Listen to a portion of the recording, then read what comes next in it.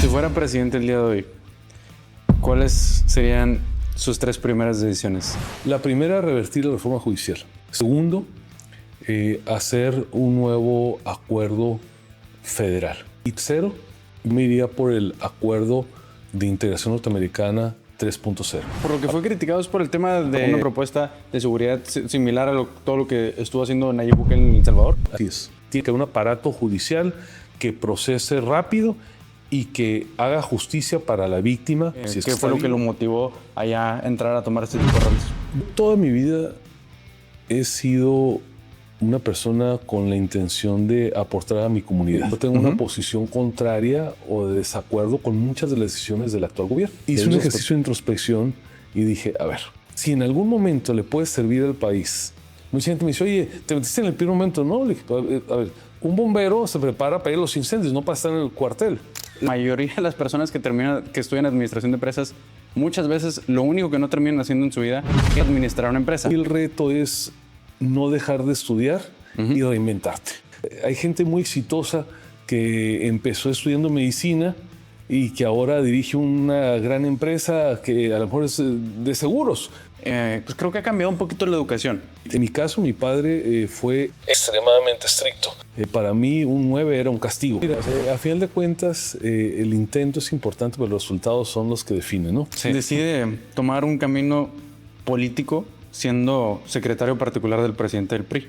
Hizo a criticar al PRI y al gobierno. Se acerca pues, su guardaespaldas, su asistente, y dice, el presidente del PRI quiere hablar con usted. Y dice, déjese de y lo espero mañana en el PRI a ver si secretan tan vivo. Mi nombre es Luis Parra y este es mi podcast. El invitado del día de hoy es un empresario que también está muy involucrado en la parte política, social. Ha sido presidente de la Coparmex en 2 ocasiones y actualmente es diputado federal. Gustavo Hoyos, ¿cómo está? Muy bien, Luis. Gracias por la invitación. Un gran gusto saludar a la audiencia y pues con mucho ánimo aquí para una charla muy agradable. Por fin se nos hizo, ¿no? Le batallamos. Luego andamos correteando de aquí para allá por todo el estado, fuera del estado, pero pues cuando hay voluntad las cosas siempre salen, ¿no? Claro que sí. Le mencionaba ahorita, antes de comenzar a grabar, que si bien usted ha sido un representante muy importante de los pequeños y medianos empresarios aquí en México y tiene una N cantidad de entrevistas de temas políticos, sociales, aquí pues, en redes, en 1000 partes, en la televisión, le ha tocado mucho platicar ese tipo de temas. Algo que creo que no hemos visto una faceta tan pública de usted es toda la carnita que hay detrás de todo este recorrido para que pues miles, 30 y tantos mil, 40 y tantos mil empresarios aquí en México confiaran en usted, ¿no? Entonces me gustaría platicar un poquito de todo este recorrido. Creo que la mejor manera de comenzar es con el hecho de que usted estudió 2 carreras al mismo tiempo. A mí me han criticado mucho porque tengo una opinión impopular de una carrera en particular, también de la mía. Yo me preguntaba ahorita que estudia, le decía que ingeniería industrial. Yo siempre he dicho que ingeniería industrial no debería existir, porque es una carrera que engloba muchas cosas, pero al final del día no termina englobando nada y solo habla de mejora de procesos en gran parte. Entonces, aventarte 4 años en ese tipo de cosas, a mí, personalmente, me parece, no quiero decir un robo, pero me parece que debería cambiar por lo menos esa parte. Y tengo la misma opinión de la carrera de administración de empresas. Sobre todo hoy en día, creo que la mayoría de las personas que estudian administración de empresas, muchas veces lo único que no terminan haciendo en su vida es administrar una empresa. Sin embargo, yo siempre he dicho que la carrera de Derecho y la carrera de Contabilidad son 2 carreras súper poderosas si quieres entrar en el ámbito empresarial, porque te va a ahorrar muchísima lana o muchísimos problemas. En su caso, usted estudió las 2. No sé si exactamente al mismo tiempo, no sé si les comenzó, pero ahora sí que durante un lapso de tiempo las 2 se interlazaron, ¿no? ¿Cómo fue esa parte y por qué tomaste esa decisión? Bueno, oye, primero déjame decirte que a mí me tocó justo esta transición en mi generación, donde prácticamente había nada más 6 o 7 carreras. Mis padres probablemente en su generación eran menos todavía y prácticamente era medicina, derecho, contabilidad, ingeniería y algunas ingenierías especializadas. Obviamente no la ingeniería industrial. La carrera de negocios, la administración de empresas llegó ya un poco después, llegó en los años 60 desde Estados Unidos. Entonces, hoy pues tenemos probablemente cualquier universidad tiene 70, bueno, cualquier universidad grande tiene 70 licenciaturas. Entonces, esto ha cambiado tremendamente. Pero lo que creo que vale la pena dejar nada más, y no por existir la tentación de responder tu pregunta, es que el reto es no dejar de estudiar y reinventarte. Sí, claro. Las personas de éxito con las que me toca tratar tienen esos dos atributos. Algunos estudio de rigor académico con programas de posgrado o de entrenamiento, ya que tienen su educación hasta maestrías y doctorados, pero que siempre están preparando en programas de especialización. Pero también a veces reinventarte y terminar en áreas donde no fue tu formación inicial. Hay gente muy exitosa que empezó estudiando medicina y que ahora dirige una gran empresa que a lo mejor es de seguros. Dirías, oye, tendría que ser un actuario el que la manejara porque es el experto en finanzas. O hay abogados que terminan dirigiendo constructoras. A ver, lo importante es que la formación universitaria te enseña a pensar. Sí. Te enseña a pensar. Evidentemente hay carreras que te ayudan a pensar de manera más abstracta, otras de manera más sistemática, otros te dan mucho más disciplina, como la medicina, por ejemplo, y todo contribuye. En mi caso particular fue algo muy chistoso. Yo desde muy chico había decidido estudiar Derecho. Mi padre fue abogado, mi madre es abogada, tengo en mi familia muchos abogados, digamos, son una familia de abogados, de tradición de abogados. Y sin embargo, cuando estaba saliendo de la preparatoria, un tío que en ese tiempo yo admiraba mucho y que lo sigo admirando y quiero mucho, él era administrador de empresas, de los primeros que egresaron aquí en Mexicali del CETIS, de las primeritas generaciones. Y él me dijo, oye Gustavo, ya la carrera de Derecho, chole, es del pasado, el futuro es los administradores y los economistas.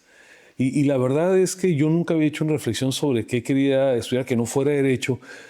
Me puse a revisar alguna bibliografía. Me acuerdo estaba muy de moda en ese tiempo Peter Drucker, que era así como el gurú de la administración, y me sembró la duda.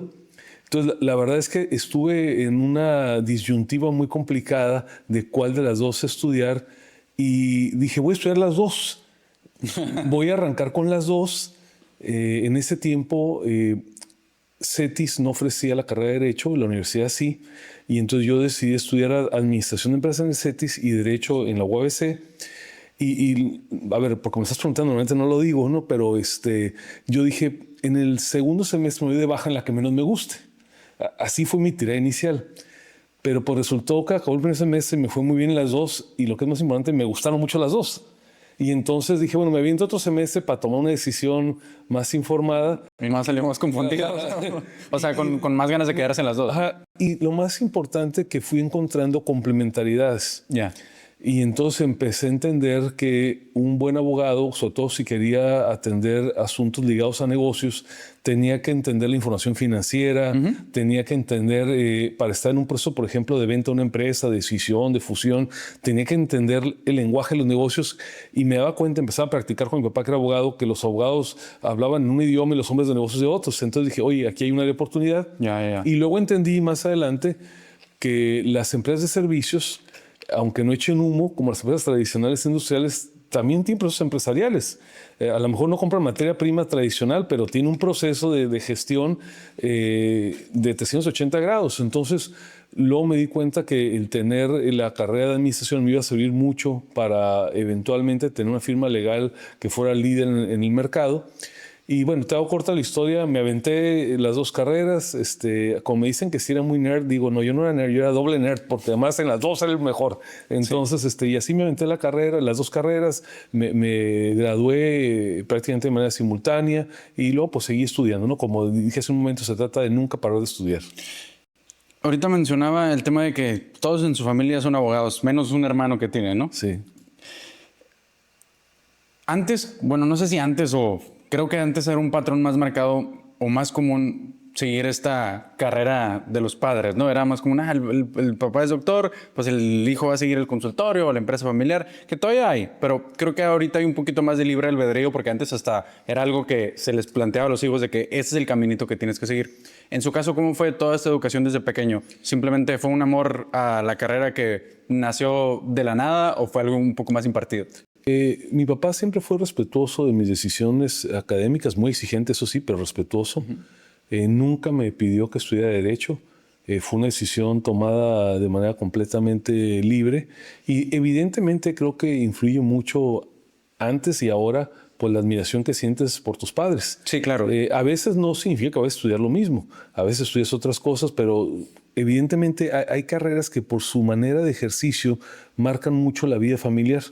Yo creo que difícil quien es hijo de un médico o de una médica, pues no experimente las pláticas de voy al hospital, paciente. A ver, es un mundo que tiene muy sofisticado. Sí. Creo que en la abogacía es algo parecido. Las pláticas recurrentes, los temas. Entonces, aunque tú no decidas estudiarlo o no lo tengas, digamos, como una prescripción familiar, pues genera una influencia importante. Yo digo a veces en tono de broma que es como se vuelve un mal congénito, ¿no? O sea, se va heredando. Pero fíjate, Luis, que yo traté de reproducir con mis hijos esa misma libertad y de 4 hijos, 2 varones y 2 mujeres, solamente una de ellas decidió estudiar Derecho. A mí me parece que, sobre todo hoy en día, se vale que cada quien tome su propio camino. Y además, déjame platicarte así de manera tangencial, y a lo mejor al rato lo abordamos cuando platiquemos de las cosas en las que he trabajado en el ámbito comunitario en Mexicali. Me tocó participar en el Comité de Vinculación Escuela-Empresa Mexicali, de manera muy intensa en una campaña que se estableció aquí en Mexicali, que era para tratar de que más jóvenes estudiaran carreras ligadas a la industria. Sí. A lo mejor los más entrados años se van a acordar, era conéctate a la realidad, piénsalo bien, ponte trucha, que era tratar de que los chavos no que dejaran de ver las carreras tradicionales, pero que también vieran otras. Y era cuando estaba empezando el proceso de crecimiento industrial de Mexicali. Bueno, yo platicaba mucho con mis hijos, que estaban chiquitos, de esta campaña, y bueno, terminó resultando que 3 de ellos se fueron a otras carreras y 2 de ellos a la ingeniería industrial. Entonces, creo mucho en la capacidad de las personas para elegir su propio destino, la verdad. Platícame un poquito me comenta que en su caso su papá era muy exigente en el tema de calificaciones, lo cual me parece perfecto, pero hoy en día pues creo que ha cambiado un poquito la educación en cuanto a cómo se aborda a los hijos, sobre todo por la sociedad en la que estamos hoy en día. ¿Cómo fue la educación que usted impartió un poquito en el tema de escolaridad? ¿Cree que era importante ser de 9, 10 o para usted simplemente dependiendo del hijo de cómo le veía en cuanto a las aptitudes que tenía? Siempre hay que uno como padre exigir que cada hija, cada hijo dé el 300%. Desde luego tenemos aptitudes distintas. Sí. No todas las personas pueden tener el mismo rendimiento, ni en la vida académica, ni en los deportes, ni otras cosas, pero creo que los padres siempre tenemos que sacarle lo mejor a cada uno de nuestros hijos, siempre motivándolos. A veces cuando me toca dar pláticas digo, el poder de la palabra de una madre o de un padre que le dice a su hija o a su hijo, eres un campeón, tú puedes, no hay nadie como tú, o que le dice, eres un tonto, estás destinado a fracasar. Tal vez no haya nada más poderoso que este trabajo que se hace desde la niñez en el subconsciente, y de ahí luego salen buenos profesionistas, buenos deportistas y todo eso. Sí, definitivamente. En mi caso, mi padre fue extremadamente estricto. Para mí un 9 era un castigo. Entonces no me permitía no ser... En la escuela donde estudié la primaria, en el Félix de Zurruyer, aquí en Mexicali, te daban banditas de colores. Había una bandita que era por ser limpio, otro por llegar a tiempo, otro por ser buen compañero, por hacer buenas tareas, por buenas cosas buenas. Y me acuerdo, la bandita roja era la mejor. Entonces yo podía llegar con 5 banditas. Si no venía la roja, me castigaban. Entonces, además era el hijo primogénito, entonces mi padre un poco se estaba entrenando en ser papá, y al mismo tiempo dijo, pues como me sale el primero, pues va a salir toda la horneada, ¿no? Entonces yo me acostumbré desde muy chico a buscar siempre el 100. Si llegaba en segundo lugar a una carrera de atletismo, estos que hay entre las escuelas, pues no me iba nada bien, si no era el número 1, porque decía, ¿qué te falta? No tienes alimentación, no tienes entrenador, si no tuvieras nada, pues te acepto el tercero, pero si tienes todo, no te acepto nada que no sea el número 1. Entonces yo a lo mejor era extremadamente tradicional. Hoy dirían lo está bulleando, yo creo que siempre se trata de que... A mí me parece bien. Lo mejor, me acuerdo mucho, y para no ampliarme demasiado, una vez que entrevistaron al papá de John McEnroe, un tenista que fue, pues seguramente muchos saben de él, pues hizo época. Era conocido el papá, lo criticaban mucho porque la manera como era el manejador de John McEnroe. Y le preguntaban en una entrevista, oiga, ¿cómo es que usted entrenó a su hijo para ser el mejor del mundo? Y el papá me acuerdo que respondió, dijo, no, yo lo entrené para ser el mejor del mundo en su peor día.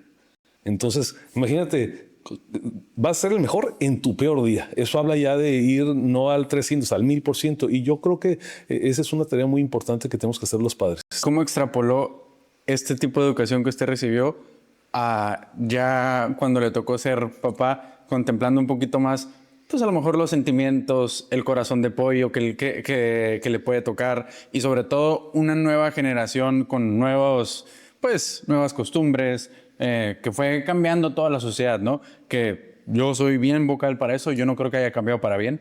Pero a usted, ¿cómo le tocó? ¿Cómo fue eso ya? Pues mira, a final de cuentas, el intento es importante, pero los resultados son los que definen, ¿no? Gracias a Dios, mis dos hijas y mis dos hijos son profesionistas, los cuatro exitosos. Dos de ellos ya son los más grandes, ya con sus maestrías terminadas, los otros están por iniciarlos, satisfechos de sus profesiones, responsables, personas de bien.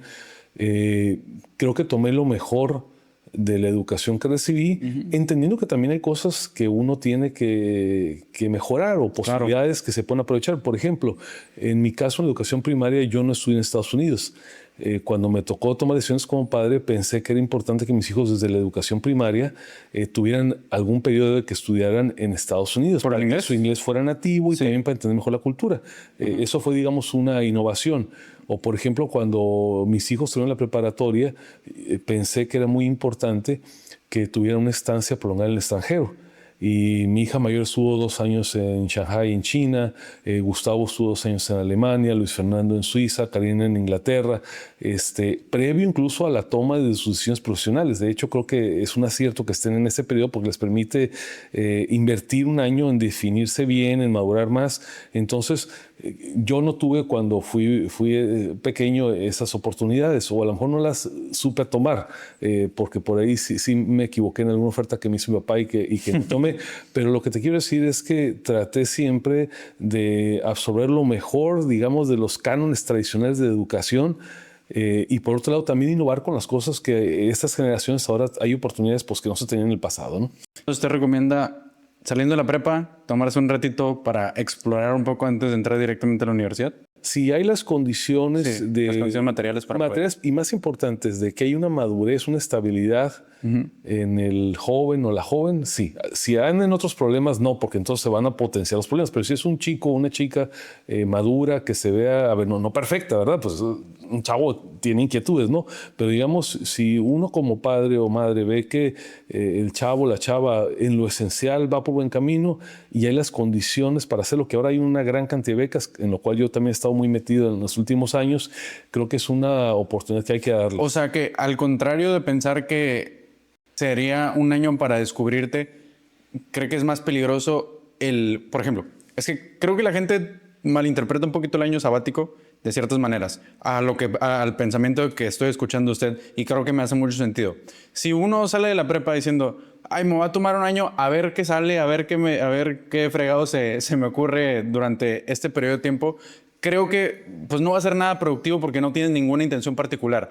Sin embargo, si ya estás un poquito más centrado y lo quieres aprovechar de alguna manera en específica, puede venir algo bueno. Entonces, a lo que entiendo es, si lo ven medio inmaduro, pues obviamente lo más adecuado desde su perspectiva es que sí continúe con el estudio para que siga con esa disciplina, orden que le puede aprovechar o que le puede dar más apoyo en su vida que una libertad que muchos no sabemos manejar. Yo no apoyaría que ningún padre, ninguna madre permitiera un año de holgazanería. Okay. En eso no creo. ¿En qué sí creo?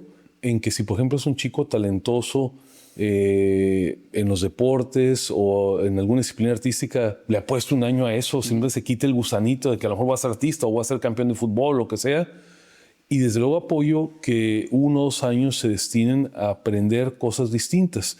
A ver, voy a ejemplificar. Por ejemplo, mi hija Ana Lucía, mi hija mayor, tenía mucha afinidad con la cultura oriental. Cuando se fue a vivir a Shanghái, terminó la preparatoria, estuvo 2 años estudiando mandarín y culturas orientales en la Universidad de Fudan en Shanghái. Y así les puedo platicar de cada uno, ¿no? Entonces, yo creo que no es año para hacer holgazán, para levantarse a las 12 del día, para andar de fiesta de lunes a domingo, pero sí pues un periodo de maduración, de aprendimiento de otras culturas, de decisión de qué se quiere hacer en la vida, ¿no? Sí. Cuando usted se gradúa, decide tomar un camino político siendo secretario particular del presidente del PRI. ¿O estoy en lo correcto? La realidad es que la historia es bien simpática. A ver, yo siempre he sido muy inquieto y ahorita les platicaré un poquito, pero a mí me gustaba y me gusta mucho la oratoria. Okay. En ese momento me inscribí en un concurso de oratoria y como siempre he sido muy aguerrido, cuando me toca participar, empiezo a criticar al PRI y al gobierno. Y entonces, el que era en ese tiempo presidente del PRI, falleció hace poco tiempo, se llamaba Jesús Ruiz Barraza, muy conocido en Tijuana porque fue el fundador y por 2 décadas director de una gran preparatoria, que era la Preparatoria Federal Lázaro Cárdenas en Tijuana. Han salido muchos líderes de todos los sectores. Bueno, el jurado me descalifica, pero entonces me voy yo, como digamos, muy agüitado. Y a la salida se acerca pues, su guardaespaldas, su asistente, y me toma así del antebrazo, casi dije, me van a secuestrar aquí, ¿no? Me van a castigar por lo que hice, porque sí había sido muy frontal en mis conceptos. Y me dice, el presidente del PRI quiere hablar con usted. Y ya valió, no, te voy a minar por las narices, ¿no? Y me acerca a su camioneta. Baja la ventana el profesor y me dice, oiga, jovencito, ¿usted cree que tiene muchos tamaños, para decirlo de manera correcta? Y le digo, pues más o menos, profesor. Déjese, él ya me ha hablado, y dice una mala palabra y dice, deje de y lo espero mañana en el PRI a ver si se cree tan vivo. Usó otra palabra que no voy a repetir aquí. Y bueno, entonces, pues me picó el orgullo, fui al día siguiente y la verdad es que me permitió por un espacio, unos meses, yo no había terminado mi carrera todavía, colaborar tiempo parcial. Y lo que más aprendí del profesor Luis Barraza, y la verdad es que todavía lo digo cada vez que puedo, es la disciplina del trabajo. Era un hombre que trabajaba 20 horas por día y además era tan exigente que me decía, él a todo el mundo le decía maestro, porque él era maestro, ¿no? Decía, mira maestro, después de trabajar conmigo, cualquier trabajo te va a parecer un día de campo. Y la verdad es cierto, porque era tan estricto y yo tenía que llegar antes de que él llegara, irme después de que se fuera. Entonces, la verdad es que cuando me tocaron trabajos duros, me acuerdo mucho del profesor que decía, después de esto estoy listo para lo que sea. Y tal cual. Así es que a los que les toque un trabajo difícil de jóvenes, agradezcanlo, porque luego les doy para que todos les hagamos fácil. Sí. Y después pasa a trabajar en el despacho de su familia, ¿no? Sí, yo empecé trabajando con mi padre. Era un despacho para ese momento de los grandes de Mexicali. Tenía algunas alianzas en otros lugares del estado, en una sociedad formal. Y empecé como muchos abogados a pasantear, como luego dice, ¿no? Okay. Entonces, ¿eso durante la carrera? Durante la carrera tuve ahí un receso cuando hubo esta invitación por el profesor Luis Barraza y luego regresé.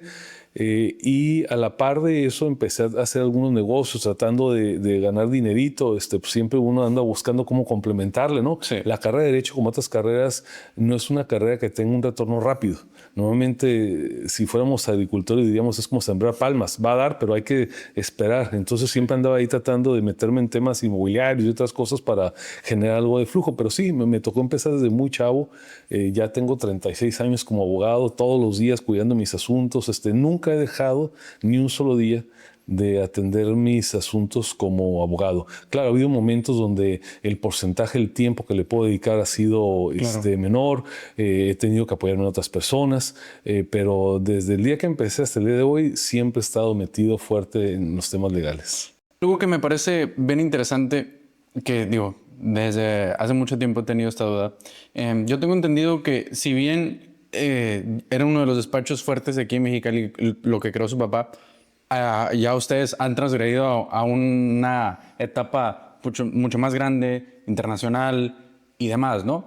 Y hay un nombre que se añadió al despacho de su firma, que ustedes antes eran solo de Hoyos y ahora es desde hace no sé cuántos años de Hoyos y Avilés. ¿Cómo se da esta parte de elegir una nueva persona en esta sociedad, sobre todo en un negocio familiar, el darle la bienvenida a alguien más, a un socio estratégico? ¿Cómo se dio eso? La realidad es que el proceso viene un poquito más atrás.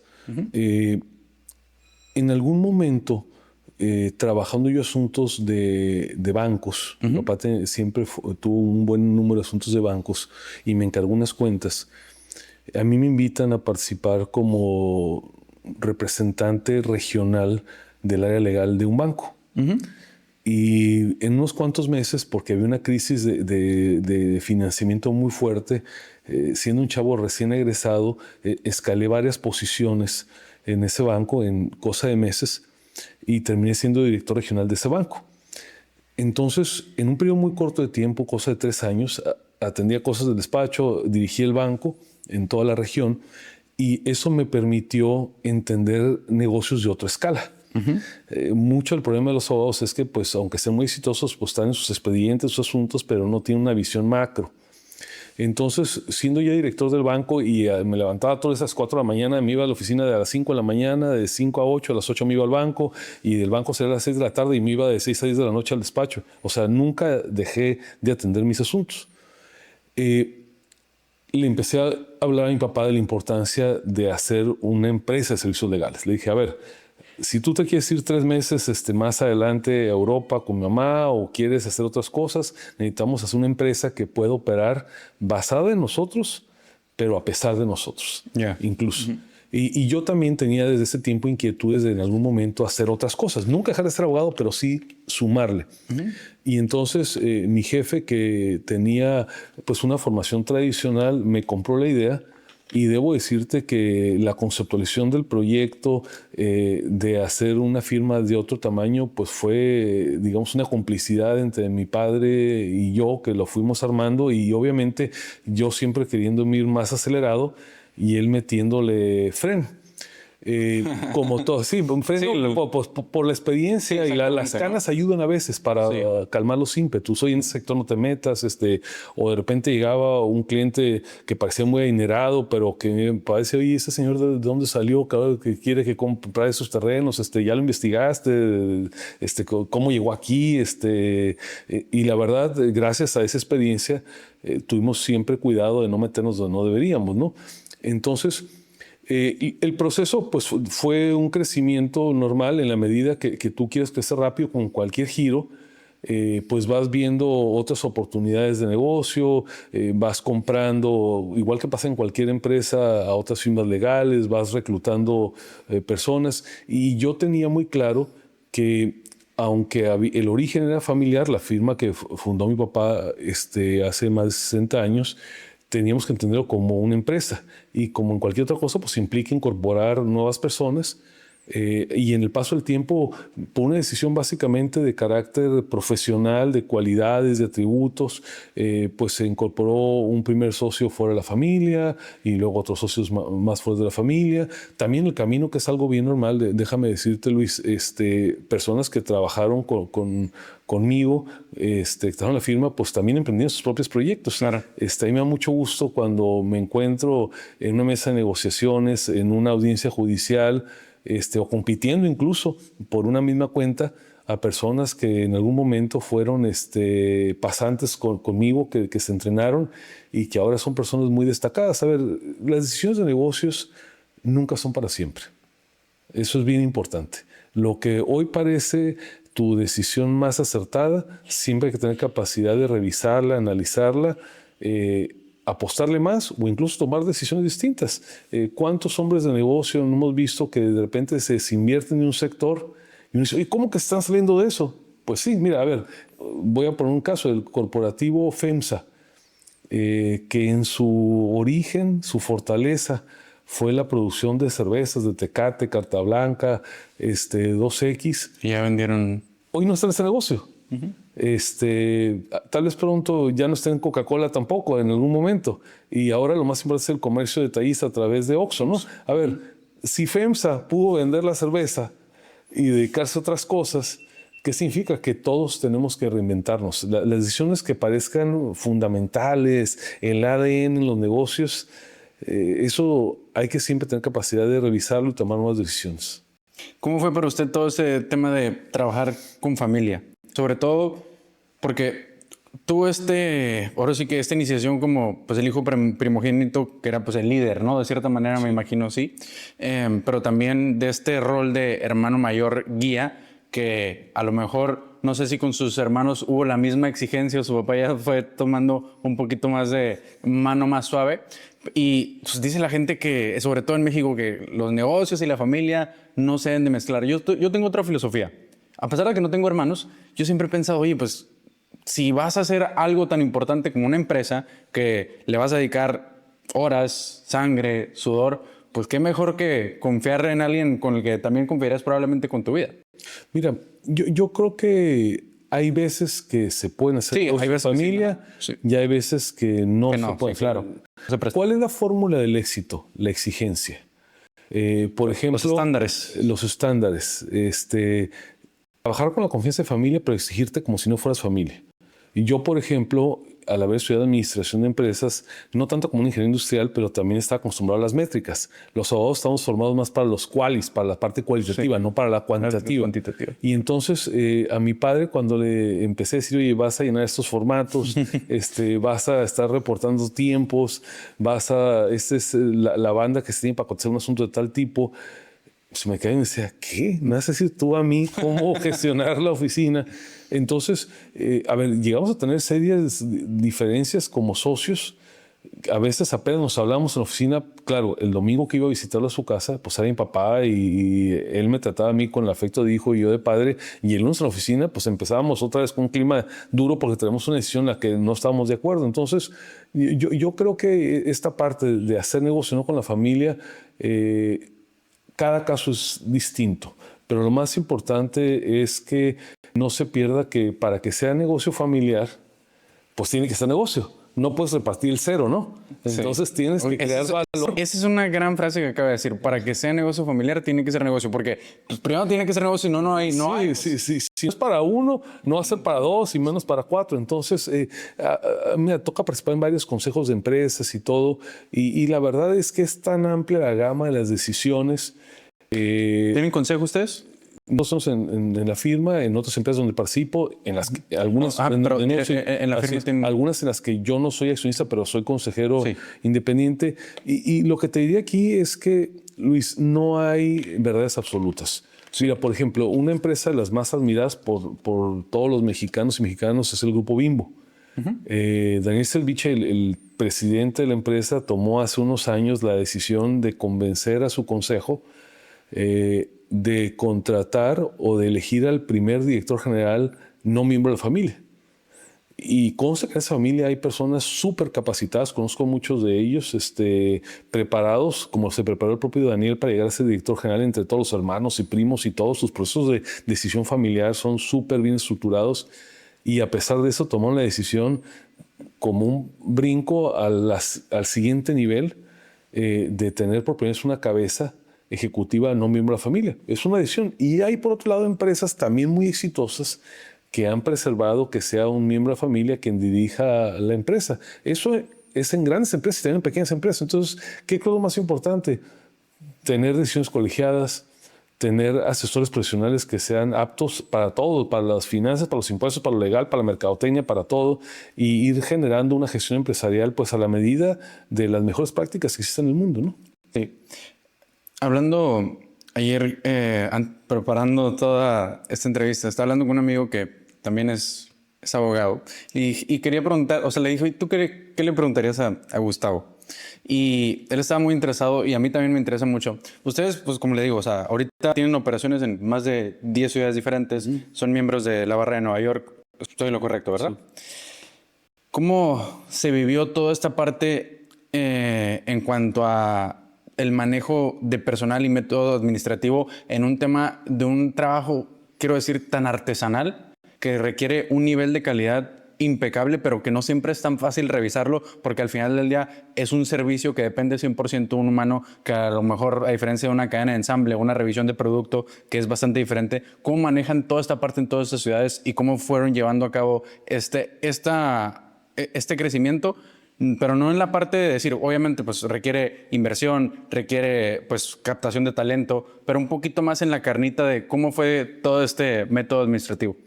A ver, la decisión de crecer es en sí misma una decisión. Sí. Conozco en Mexicali, en Tijuana y en la Ciudad de México, donde hago muchos negocios también, abogados altamente calificados que han decidido no crecer. Sí. O aún conozco a muchos abogados y abogadas que admiro que habiendo construido una firma muy grande, muy exitosa, con oficinas en varios países incluso, llegado a un proceso de madurez en los 50, 55, han vendido su participación y se han ido a un pequeño despacho boutique. Cuando me dicen, ¿qué es mejor, ser grande o ser chiquito? Digo, depende. Depende de muchas cosas. ¿Qué tipo de servicios quieres ofrecer? ¿Qué tanto quieres apostar a la individualidad o al trabajo en equipo? Sí, exactamente.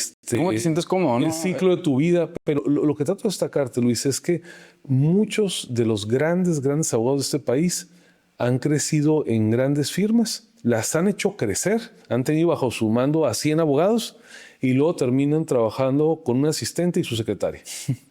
Y les digo, ¿por qué? Es que fue una etapa.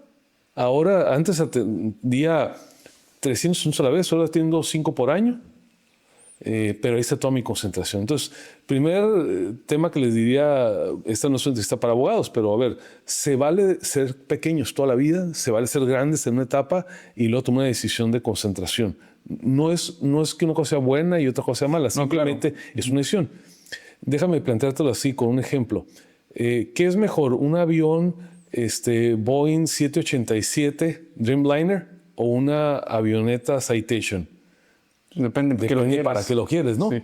El Boeing Dreamliner que puede volar de México a Shanghai o de México a Londres es muy bueno, es muy cómodo, ocupa una tripulación muy grande, te permite llevar muchos pasajeros, podemos decir clientes, si hablamos de negocios, quema una cantidad tremenda de turbocina por minuto.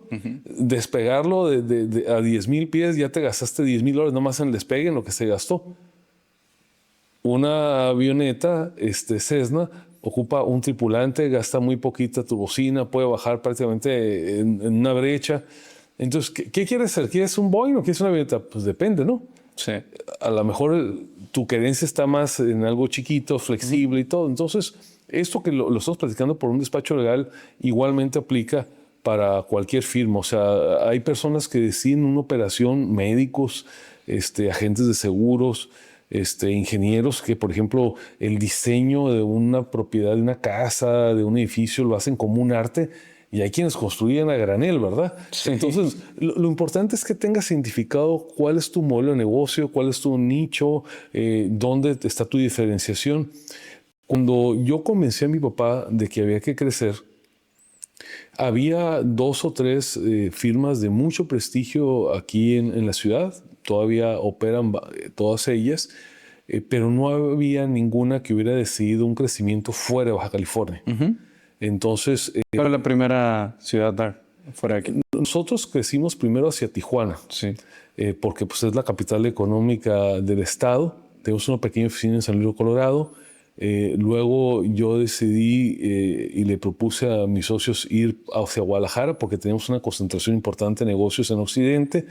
Y luego, bueno, pues ya siguió Ciudad de México, Chihuahua, Ciudad Juárez, en Tamaulipas, otras operaciones. Pero, digamos, lo más importante fue, en ese momento, y te digo, todas las decisiones son revisables, la apuesta del crecimiento es una apuesta que es ganadora y es perdedora. Porque, por ejemplo, en una plaza donde varios abogados de aquí pueden tener negocios, en Tijuana, por ejemplo, pues no son competidores para los abogados tijuanenses porque no son de allá. Cuando nosotros decidimos poner una oficina allá, que mi papá ahí fue el que me empujó con todo para tomar la decisión, pues automáticamente dejas de ser un socio, vamos a decirlo, de otros colegas de aquella región y te vuelves un competidor. Sí. Entonces, La relación cambia. Cambia la relación.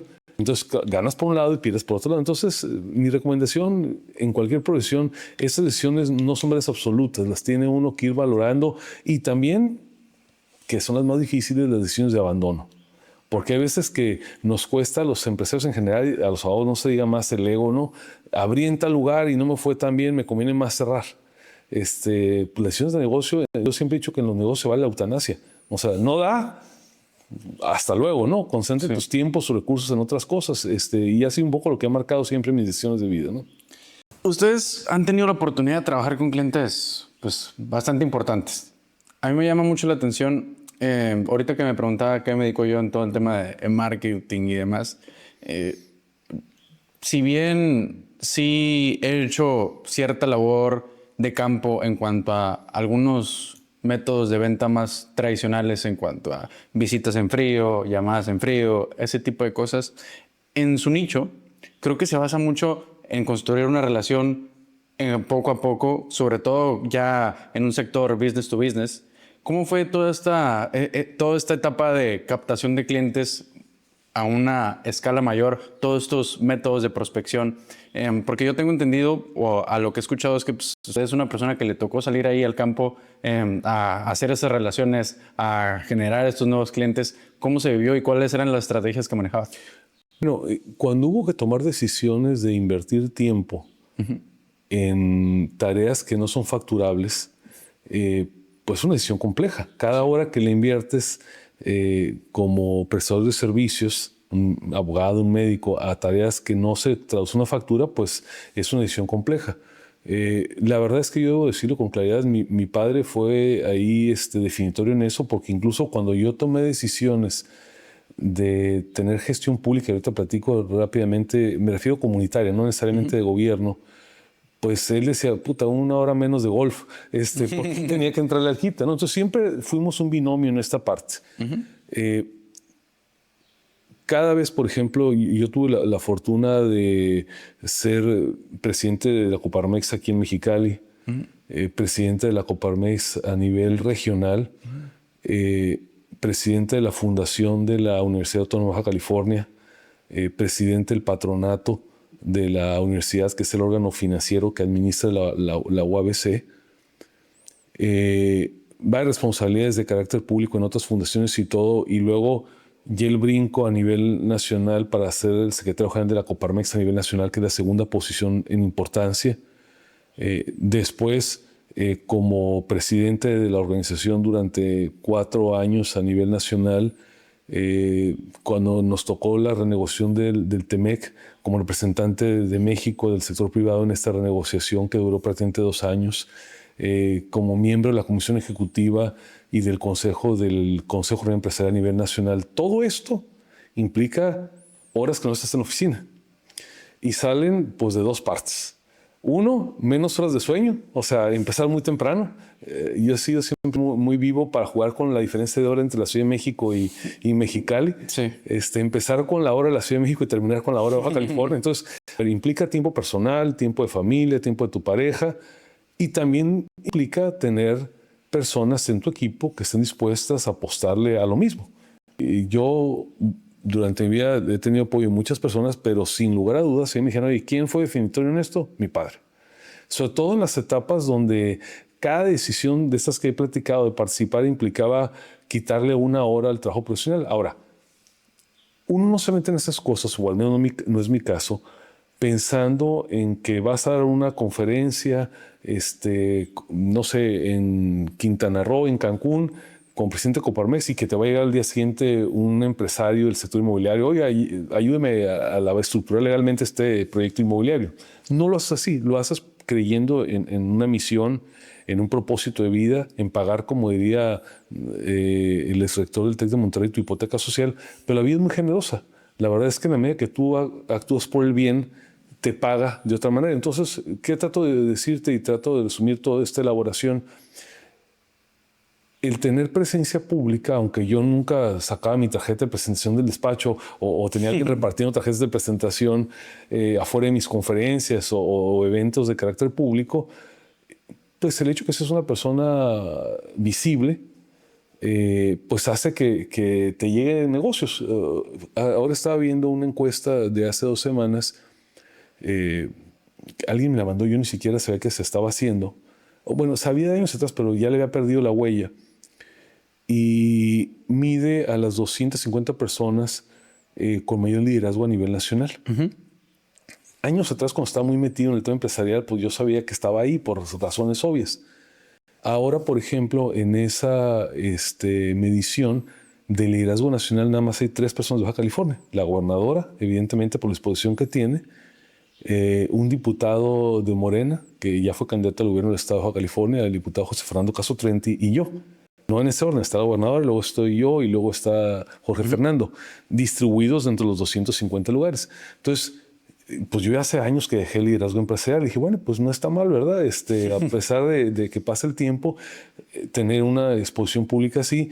¿Y por qué lo menciono ahorita, Luis? Porque aunque lo hayas hecho por el bien común, todas estas cosas que he platicado, por la educación, etcétera, pues te permite levantar el teléfono, marcarle a cualquier persona del país y se levanta el teléfono, ¿verdad? Y aunque tú no llegues a una oficina pública con un ministro de Suprema Corte o con un juez diciendo, oiga, pues yo esto, lo otro, pues das una tarjeta que tiene nada más tu nombre y la puerta se abre, ¿no? Entonces yo creo que este trabajo de que mi papá siempre me decía, tú haces el bien y lo demás viene por añadidura, nos ha pagado bien, por decirlo de alguna manera, ¿no? Y creo que acaba de ser algo bien importante y bien positivo. Acabo de ver hace 2 semanas una noticia de Nayib Bukele.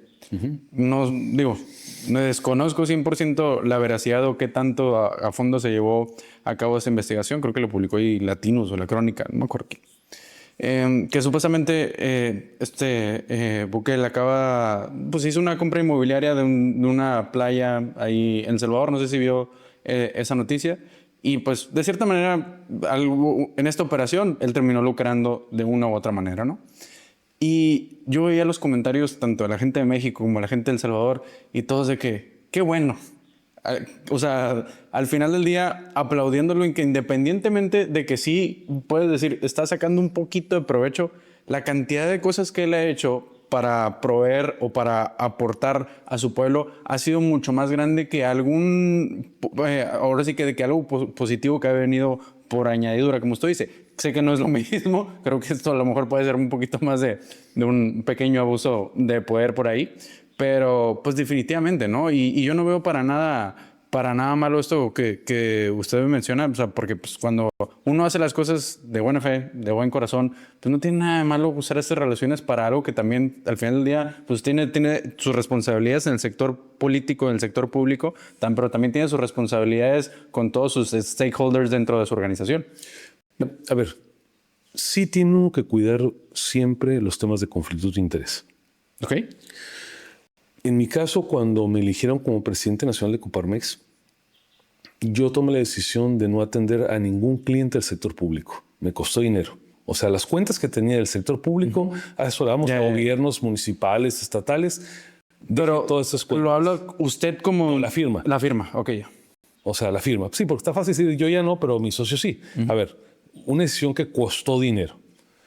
Y durante todo el tiempo que estuve como dirigente empresarial, no le vendí una escoba que se pagara con recursos públicos, ni un chicle. Porque si no entras en situaciones de conflictos de interés. No me refiero al caso de Bukele, porque déjame decirte que es bien muy discutible sus aciertos y sus errores. Yo cometí en alguna ocasión el error cuando lancé mi aspiración para ser candidato presidencial a citarlo en varios temas y me costó sangre. Entonces así como que quedé como ciscado. Mejor no me refiero a él de manera directa, hasta lo que me vuelvas a preguntar. Pero lo que sí creo es que quienes tienen un vínculo con el sector público tienen que cuidar, no suele decir robo poquito. Mira, y ahora estamos viviendo un caso paradigmático. El presidente Trump en Estados Unidos está siendo señalado por muchos temas de conflicto de interés. La participación de Elon Musk tiene muchos temas de conflictos de interés. Pero no sería ingenuo pensar que toda la gente al final del día tiene una agenda o un interés independientemente de que su principal objetivo sea el bien del pueblo. Sí, el tema es cuando tu espacio de influencia puede ser aprovechado de manera ilegítima en perjuicio de la población o de un competidor para tener una oportunidad de negocio. Sí. Pero siempre va a ser en perjuicio de un competidor si tú lo estás... No, pero si tu carácter público puede generar ese perjuicio. Ya, A ver, ya. Si por ejemplo, no sé, alguien de Grupo Bimbo llegara a ser gobernador, ¿verdad? Y hace negocios inmobiliarios en el Golfo de California, pues no tiene nada que ver con la venta de, digamos, de pan tostado. No hay nada que ver. Pero cuando sí tiene una incidencia, si eres un empresario inmobiliario, por ejemplo, y tienes una incidencia sobre los permisos de uso de suelo, sobre los planes de desarrollo, y entonces tu negocio, la función pública puede de alguna manera incidir en el éxito de tu negocio, ahí yo sí creo que hay un tema de conflicto de interés. Ha habido casos, me acuerdo el de Sebastián Piñera, me tocó conocerlo y platicar con él siendo presidente de Chile. Él, por ejemplo, puso sus acciones, era el principal accionista de LAN Chile, la aerolínea insignia de Chile, una gran aerolínea, por cierto, en un fideicomiso para no poder, siendo presidente del país, tomar decisiones que afectaran o beneficiaran a la empresa. Siendo que, por ejemplo, en los países los gobiernos les meten lana a las aerolíneas insignia. Entonces, a ver, hay casos que se han logrado manejar con mucha pulcritud y que han logrado brincar este tema del conflicto de interés. Yo creo que sí se puede encontrar la manera, pero no puedo normalizar que se use la posición pública para tener un beneficio derivado de ella. Oye, que cualquier persona que salga de una función pública, si lo hace bien, va a tener oportunidades, eso es otra cosa. Sí. Critican mucho, por ejemplo, al presidente Zedillo, que es consejero de varias empresas multinacionales. Pues es lo más normal del mundo, ¿no? Es un señor que dirigió un país, pues cualquier empresa global lo quiere en su consejo de administración. Sí, o José Ángel Gurría, que fue líder de la OCDE muchos años. Por ejemplo, secretario de Hacienda de México. Criticaron mucho a Barack Obama cuando sale de su mandato, porque la primera conferencia que dio cobró $400,000, que era su salario anual como presidente, ¿no? Pero pues qué bueno. A ver, sí, o sea, qué bueno. A ver, yo en distintos momentos he conocido las tarifas de los speakers, no porque las cobre yo no lo hago como negocio, siempre dono mis conferencias o pido que se aporten a una fundación con tal propósito. Pero me ha tocado en mis roles contratar speakers y sé lo que cuestan. El caso Obama, bueno, pues es un caso fuera de serie, ¿no? Hay 10 personajes en el mundo que pueden cobrar cantidad de ese tipo. Pero para una gran convención global de una industria de semiconductores, de la industria automotriz, pues es peanuts, ¿no? Entonces, y se vale, ¿no? O sea, nadie sí, en una conferencia. A ver, no voy a hablar de los secretos del Departamento de Estado en la conferencia, ¿verdad? Pero imagínate la visión global que tiene un presidente de los Estados Unidos. Cualquier hombre o mujer de negocios quiere escucharlo, ¿no? Entonces, yo creo que eso es perfecto. A ver, escribir un libro, dar conferencias, participar en consejos de administración, me parece el tránsito normal de una persona que además sí ha sido honrada, no hizo capital como funcionario público. Hay personas de carrera que no han hecho dinero en eso. Se vale que en el final de su vida busquen su bienestar, ¿verdad? Claro. Cuidando que no haya una situación de conflicto de interés. Sí. Yo creo que cuando uno tiene un negocio aquí en México, en Latinoamérica, muchas veces siento que hasta está remando contracorriente con tantas situaciones económicas, sociales y demás. Y eso hace que requiera toda la atención de uno, ¿no? Pero pues como usted me platica, pues usted decide pasar un poquito de esta etapa empresarial a una etapa más, pues podemos llamar política, después de servidor público. ¿Cuál fue el fin de tomar esta decisión? ¿Qué vio? ¿Qué fue lo que lo motivó a entrar a tomar este tipo de roles? Mira, Luis, yo toda mi vida he sido una persona con la intención de aportar a mi comunidad. Cuando tomé la decisión de participar aquí en Mexicali, en la Coparmex, en el Consejo de Desarrollo Económico, que también tuve la oportunidad de presidir, en el Consejo Empresarial de Mexicali, que también pude presidir, en el Comité de Vinculaciones con la Empresa, en el Comité de Imagen de Mexicali, siempre mi cancha fue el trabajo voluntario, filantrópico, por causas en las que creo, por mi ciudad primero. Y luego, pues eso me llevó a tratar de incidir más en temas regionales. Y finalmente, pues incidir en lo nacional. Ya en lo nacional, siempre digo que la Coparmex los 4 años fueron como un doctorado en México. Un empresario muy amigo me puso un jet a mi disposición, entonces yo viajaba, en promedio estaba entre 8 y 10 ciudades por semana del país durante 4 años, de lunes a sábado. Y entonces eso me dio la posibilidad de conocer en todo el país a los empresarios más relevantes, a los políticos más importantes, buenos y malos, a los militares más relevantes y a los arzobispos, cardenales y curas más importantes del país. Y a las celebridades locales, ¿no? O sea, realmente te puedo decir que no hay ninguna ciudad media del país que no haya estado, haya dado una plática y me haya sentado a platicar con el alcalde, con el gobernador, con el arzobispo. Entonces, yo aprendí de la complejidad del país en esos 4 años.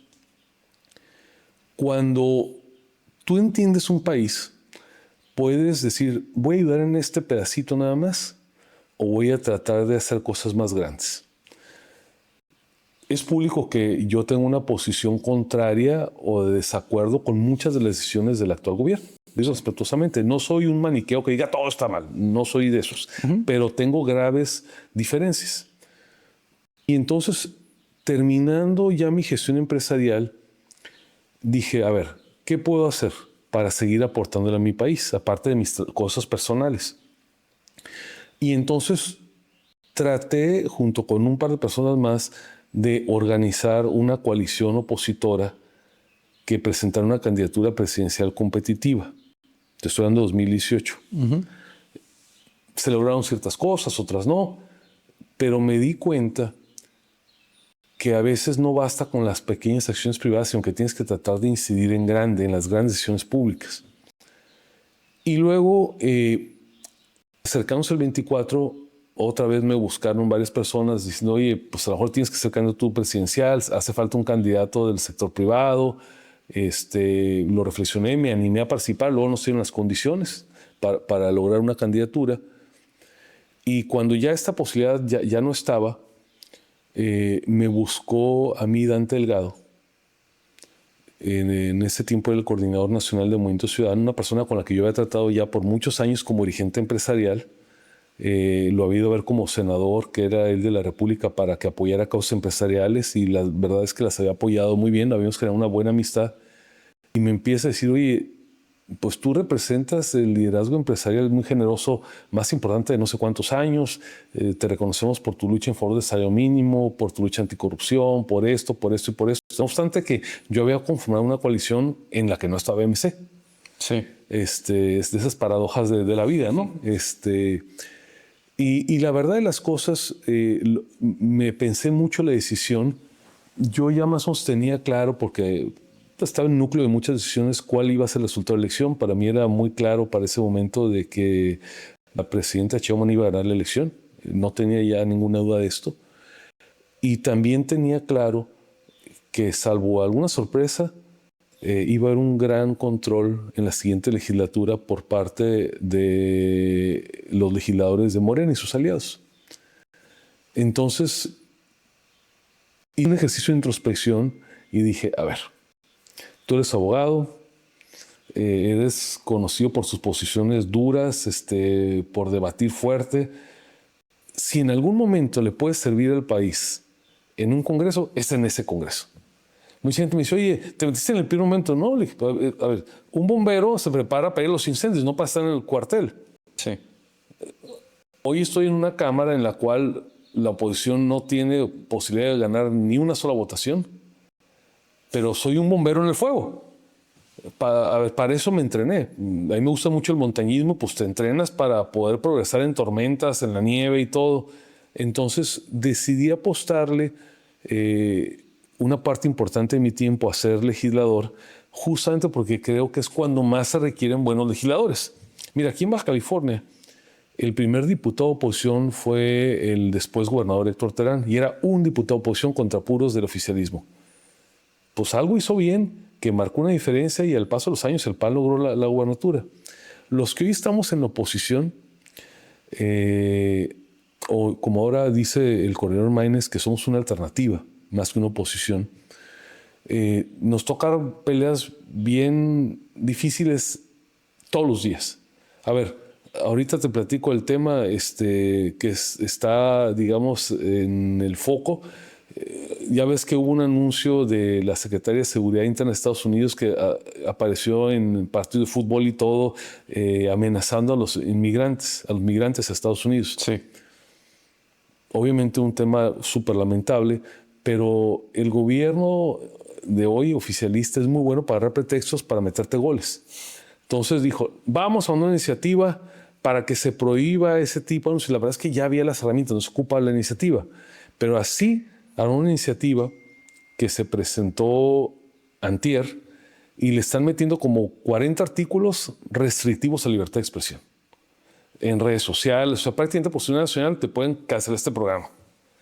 Entonces, a ver, no estaba eso en el radar el lunes de esta semana, ¿eh? O sea, yo ayer estaba camino al aeropuerto viendo la votación del Senado y a la media hora me citaron para estar el lunes en la mañana en la Cámara de Diputados discutiendo el tema en comisiones y lo quieren sacar el lunes en la noche. Ahorita la presidenta Sheinbaum, por la presión que se generó, dijo, pues a lo mejor se pueden tardar un poquito más. Lo que te quiero decir es que son batallas bien importantes todos los días. Y además batallas que sabes, pues que estás aquí tú solito y que hay un ejército enfrente. Pero si no defendemos la democracia en estas circunstancias, pues luego nos podemos arrepentir. Y respondiendo ya directamente a tu pregunta, yo tomo la decisión, dije, a ver, es el momento para alguien como yo, que ha destinado mucho tiempo a trabajar por la comunidad, por la región y ahora por el país, si en algún momento puedo aportar, es ahorita. Claro, nunca imaginaba el tamaño, el desafío, las cosas que cada semana tenemos que estar defendiendo. Luego me toca decir que, por ejemplo, un legislador de Morena se sube a la tribuna pues a lo mejor una vez cada mes. Los de MC nos subimos 5 veces por día. O sea, son más chicos, estamos metidísimos en todos los temas. O sea, más bien es aguas para ir al baño, ¿no? Y regrésate a hablar otra vez. Entonces, sí es una responsabilidad muy intensa, sobre todo cuando quieres marcar una diferencia. Yo que tiene mucho apoyo pues, de parte de su familia, de sus socios, de gente con la que se puede apoyar en la parte empresarial, los negocios que tiene para poder desarrollar ese tipo de labores en el sector público. Pero ¿cómo se vive este balance en el cual cuando ya es, ahora sí que de harina, que tiene que entrarle a algún tema, apagar un fuego de este lado, pero que también su agenda lo requiere de este lado? Le ha tocado vivir estas situaciones de conflicto importantes en cuanto a tiempos que le tiene que dedicar. Sí, claro. Hay cierto tipo de cosas en lo privado que no puedo hacer porque tengo que destinarle cosas también a lo público. También debo decirte que mi oficina como abogado también la tengo en Ciudad de México, entonces es una gran ventaja que pues eso me permite estar moviendo. Pero usted va, o sea, es que yo tengo esa duda, o sea, los diputados tienen una oficina como parte de todo su equipo, pero dedicada 100% a eso. Ustedes pueden ir a su trabajo normal. ¿Cómo funciona toda esa parte? Mira, a ver, el Palacio Legislativo de San Lázaro son 9 edificios. Ok. Imagínate, hay 500 diputados y hay una estructura profesional como de 5,000 personas que no son políticos, es servicio profesional de carrera. Entonces, cada diputado o diputada tiene una oficina en la Cámara, tiene una secretaria y tiene un número de asesores. Varía según el partido, según si está en una comisión o no, pero sí, hay un lugar físico. Ahora, ¿qué es lo que cambió mucho con la pandemia? Que parte de las sesiones son híbridas, son semipresenciales. Yo y los otros 499 diputados tenemos un teléfono de la Cámara de Diputados que tiene un programa especial y en ese programa, en ese teléfono está en tiempo real, obviamente las sesiones del Pleno y de todas las comisiones. Hay más de 40 comisiones, pero además con reconocimiento facial, tú puedes desde tu teléfono intervenir en el debate.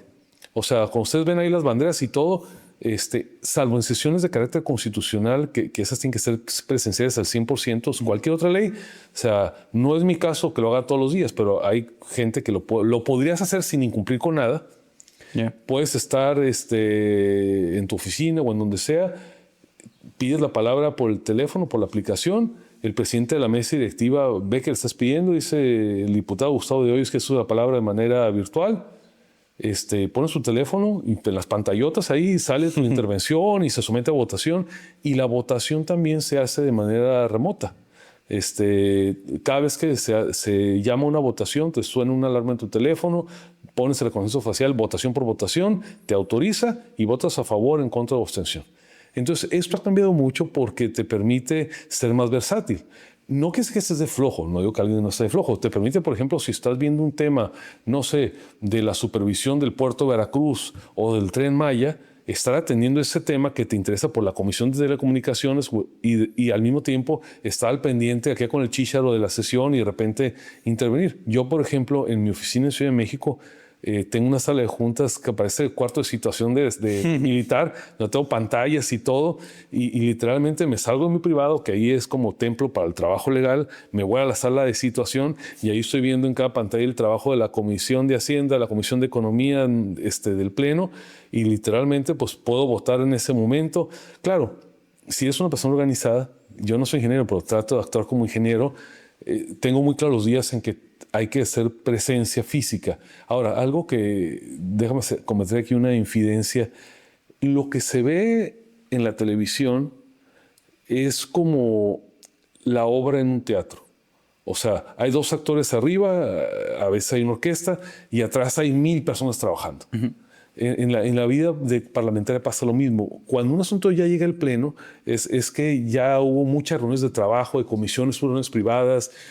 No te voy a decir que son con la lucha libre, que sean debates pactados, porque sí hay golpes de verdad, pero mucho es trabajo que ocurre antes. Y entonces, a raíz de la pandemia, creo para bien se creó ese sistema semipresencial. Entonces, las comisiones trabajan con mucha intensidad previamente, virtualmente. Entonces, por ejemplo, yo al rato me voy a conectar, voy a Ensenada, en el camino me voy a parar un momento para conectarme a una sesión de una comisión de manera virtual. Sí. Eso antes no se podía hacer. Ahora, afortunadamente, para los que tenemos muchas actividades, que andamos en temas de negocios, que andamos en temas profesionales, que nos gusta dar pláticas, estamos en la filantropía, pues nos ayuda mucho a ser versátiles y cumplir. Y claro, tienes un equipo competente que te ayuda a hacer estas cosas de una manera eficiente, como cualquier otra responsabilidad.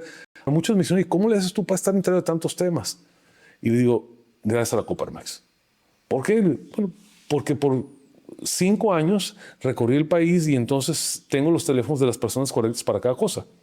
O sea, no puedo ir a los detalles, ¿verdad? Pero llegó la cosa esta de telecomunicaciones, pues inmediatamente hablé con los titulares de las empresas clave del sector y dije, ahí te va, necesito que tu equipo me trabaje y me mande una tarjeta informativa en las próximas 12 horas. Entonces, mucha gente me dice, oye, tienes un súper equipo. No, es así. Pero ¿qué tengo si un teléfono con 5,000 contactos que me contestan los 5,000? Y entonces yo soy mucho de operar directamente en mi WhatsApp. Sí, tengo un equipo secretarial y todo, pero me gusta ser muy ejecutivo. A ver, esta entrevista tú y yo la rebotamos personalmente, ¿no? Sí. Y así te gestiono mis cosas. Entonces, gracias a Dios, este recorrido por el país, literalmente desde Puerto Morelos hasta Los Cabos, desde Tamaulipas hasta Oaxaca, pues tengo los teléfonos correctos de las personas correctas para pedirles información. ¿Cómo ves?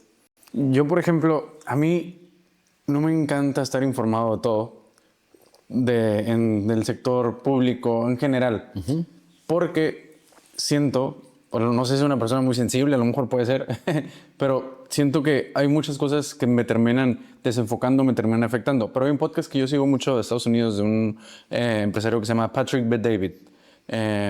Y él, aparte de ser empresario, está muy metido en todo el tema político. De hecho, Donald Trump estuvo en su podcast y demás. Y él dice que él pues tenía esta filosofía de que, ¿sabes qué? Yo voy a estar metido en mi negocio, todo el tema político me da asco, no lo quiero ver, no quiero saber ni de noticias, nada de esto. Y después cambié un poquito de idea porque no me acuerdo si escuchó una frase que va algo en sentido de que aquellos que no estudian política están condenados a ser gobernados por pendejos, así dice él, que sí lo terminan estudiando, ¿no? Entonces, o que simplemente que están informados y demás. Que es una responsabilidad del ciudadano mantenerse al tanto de todo lo que sucede, independientemente de que a veces puede tenernos noticias que simplemente nos pueden dar para abajo o simplemente nos pueden causar más estrés, ansiedad. ¿Y cómo maneja usted esa parte con tanto problema que hay hoy en México que no le afecte? Mira, te voy a responder en 2 partes. Uno, mi visión sobre cómo procesar información y la otra, mi idea de la importancia de participar. Sí. A ver, hoy el tema es discriminar. tienes tanta información que lo difícil es elegir en qué concentras tu tiempo, porque tienes que poner cierto horario y ciertos límites. Si no, puedes estar leyendo noticias todo el día. y entonces, ¿a qué horas produces, no? Entonces, a ver, lo importante es aprender a elegir cómo informarte. O sea, tener una curaduría de la información. Exactamente. Hay podcasts muy buenos. Sí. Por ejemplo, es fantástico eso para cuando estás haciendo ejercicio, que puedes estar haciendo dos cosas a la vez. Yo, por ejemplo, recibo una síntesis nacional y una global todos los días a las 4 de la mañana. No salgo, digamos, de mi caso, de mi hotel, sin haber leído la síntesis dentro de la síntesis, porque las síntesis son la nacional 300 hojas, pero hay 3 que son el resumen y luego puedes irte a 30 o a 300. El domingo sí me aviento a las 300, ¿no? Ay, cabrón. Entonces, yo recomiendo a una persona que tiene poco tiempo, acostúmbrese a tener esta síntesis que viene digamos, su super resumen y luego vienen las notas que tú puedes ver. Y global, sobre todo para tener todo este análisis. Y luego, por ejemplo, en mi caso, en Twitter, yo sigo atendiendo X o Twitter antes. En su momento hice listas de preferencias.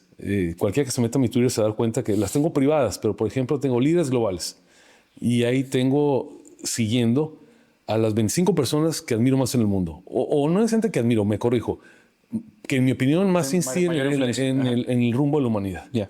Y tengo otra que se llama líderes nacionales. Y tengo a las 50 personas que creo que marcan el destino de este país. Y luego tengo otra que se llama empresarios destacados. Y tengo a los top 20 de los empresarios mexicanos. Y luego abogados, a los que creo que son los mejores del país. A ver, unas cosas las reviso diario, otras cosas nomás una vez a la semana. Pero lo que trato de explicarte es que cada quien tiene su manera, pero hay que tener un método. Lo que no puedes hacer es no estar informado. Tú no puedes llegar a una reunión de negocios sin saber cuál es la nota principal del mundo de ese día, porque entonces, para empezar, tu plática introductoria está totalmente desubicada. Mira, yo no soy muy afín a los deportes, pero te aseguro que sé los resultados diarios de los principales equipos de fútbol, de béisbol, de hockey, de básquetbol. Entonces, a ver, es una disciplina. Aunque no me interesa mucho el hockey, si me toca tratar con un norteamericano y está feliz porque ganó tal o cual equipo, te prometo que le voy a mantener la plática al menos 3 minutos sobre el tema. No una hora, pero no voy a quedarme en cero. Entonces, eso en la parte de la importancia de mantenerse informado. No puedes vivir sin estar informado. Es un deber de nuestro tiempo. Ahora, soy un convencido de la participación ciudadana en diferentes niveles. Hay personas que deciden, oye, yo voy a apoyar a la Coparmex dándole una cuota, o voy a apoyar a Canacintra, o voy a apoyar al Consejo Económico de Mexicali, o al Colegio Médico, soy médico, o a la barra de abogados. O sea, es una manera, digamos, primaria de participar, lo menos. Alguien dice, no, yo voy a ser consejero, de repente voy a ir un poquito más, voy a presidir un comité en el Colegio de Contadores Públicos. Y hay personas que dicen, voy a dedicarle parte de mi tiempo formal a esto, aunque me cueste dinero. Y algunos que ya de plano, como en mi caso, dicen, ¿sabes qué? Dejo de hacer cosas, sacrifico tiempo familiar para meterme a tratar, siendo un ciudadano, de incidir en los temas públicos. Se vale estar desde la parte más leve hasta lo más intenso. Lo que no está permitido es, creo yo, éticamente, es no participar. Y el otro día, estamos con unos chavos aquí en Mexicali, les di una plática de un grupo C-Líder fantástico de chavos de prepa. En otras palabras, me hicieron la misma pregunta. ¿Por qué me dedicaba a eso? O sea, en tono de chavos de prepa. Y no sé por qué, pero en ese momento se me ocurrió una respuesta. Estaba tratando de responderle a los chavos.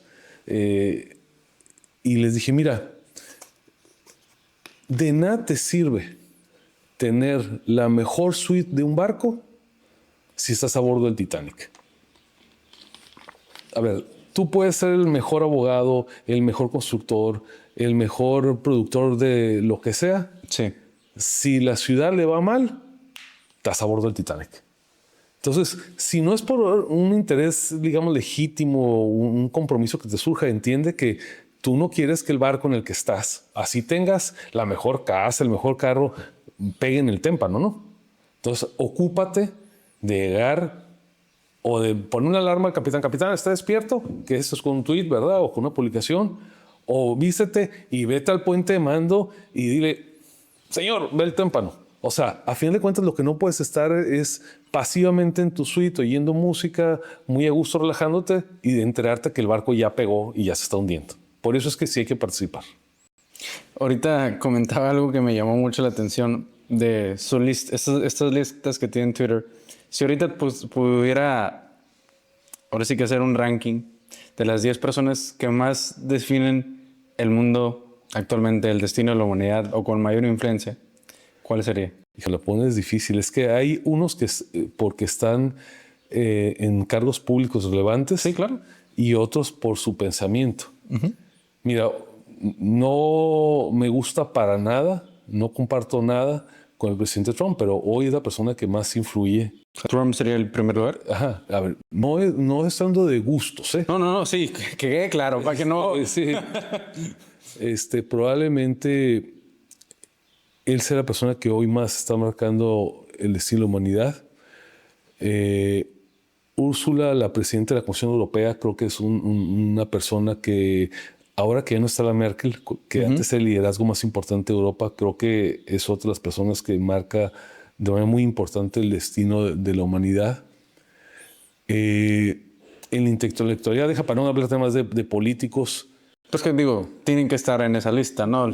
Pero fíjate, a ver, hay personas como Yuval Noah Harari, un erudito israelí, el que escribió 365 lecciones para el día de hoy, el Homo sapiens, el Homo demus, que son personas que no están en la política, pero que inciden de manera muy importante en políticos, en pensamiento. Sí.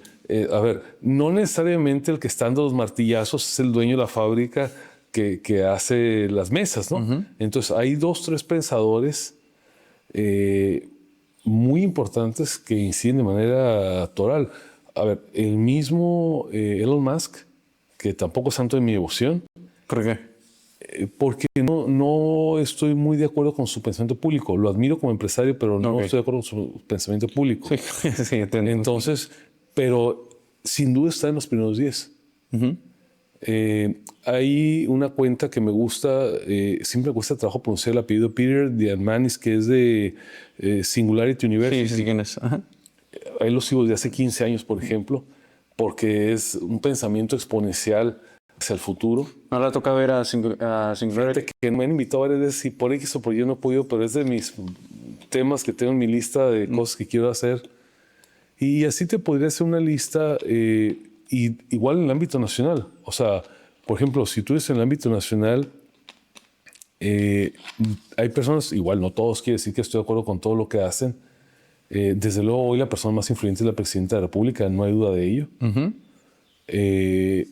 Hay personas que tienen un pensamiento emergente y que en los próximos años van a ser probablemente los liderazgos más importantes. Uno de ellos es Jorge Álvarez Maínez, que fue candidato presidencial, ahora líder de MC, un chavo en los 40 y tantos bajos, pero con ideas muy estructuradas de una persona de otra edad, y pues no por algo de repente pues, tuvo este crecimiento exponencial.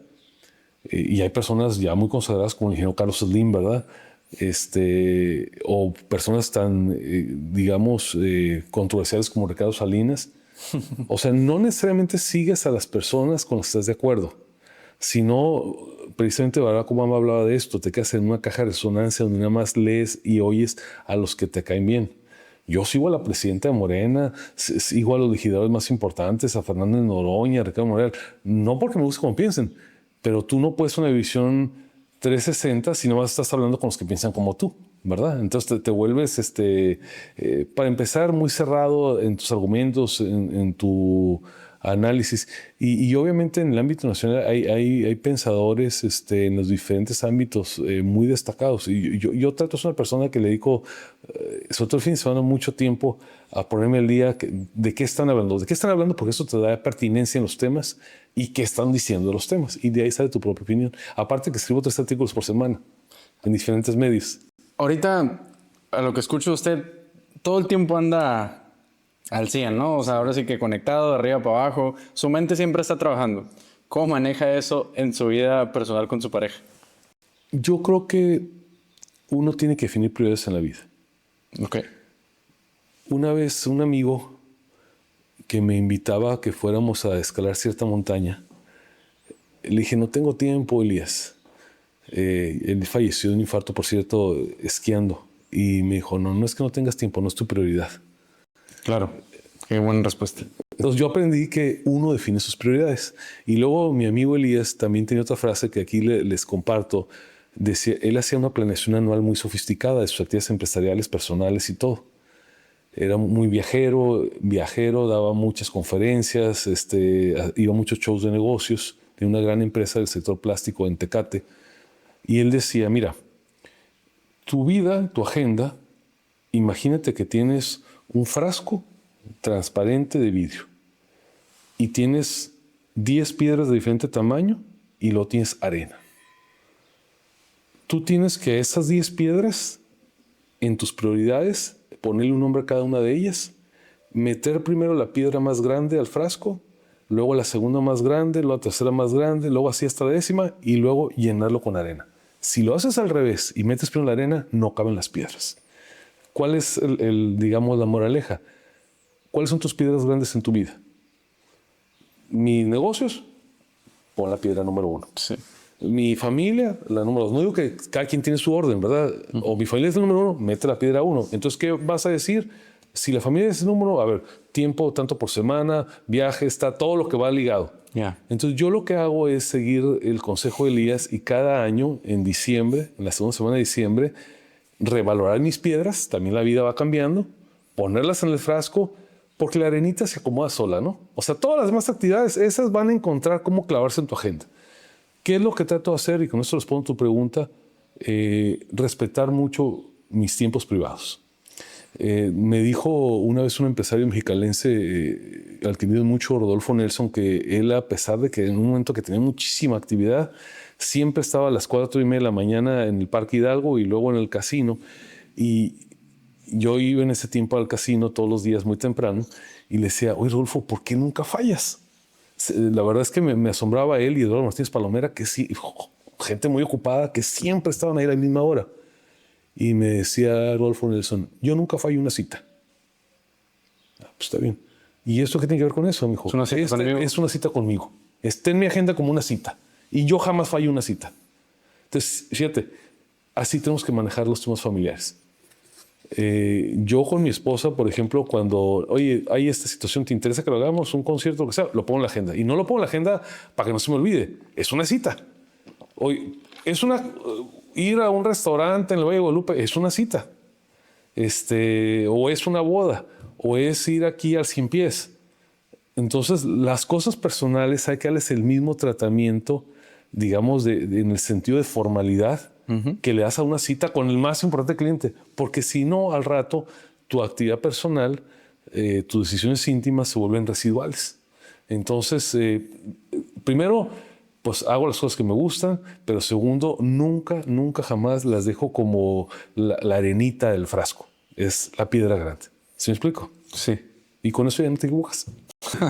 Oiga, ¿cómo ve ahorita ya los siguientes pasos para usted en el tema político? ¿Se volvería a contemplar la silla grande? Sí, claro que sí. Falta un tramo largo todavía.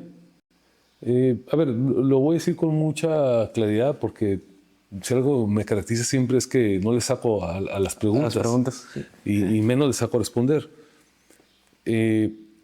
Yo nunca voy a dejar de ser abogado. Okay. Mis clientes que sepan que siempre estoy disponible a cualquier hora. Es una de mis piedras grandes.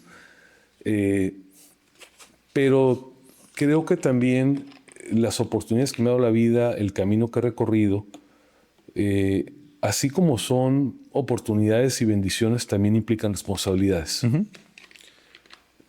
¿Qué sigue en la parte pública? Pues es evidente que en el 2027 hay elecciones en Baja California. Sí. No sé si lo traes en las preguntas, me lo preguntan con frecuencia. Oye, ¿va a ser candidato a gobernador? Le digo, está en el camino. O sea, ahí lo voy a decir en su momento, pero hay mucha gente que me dice, pues si quiere el 30 tiene que pasar por el 27. Yo todo lo mío. Lo evalúo, lo analizo. Ya en 2 ocasiones he decidido no ser candidato al gobierno del Estado.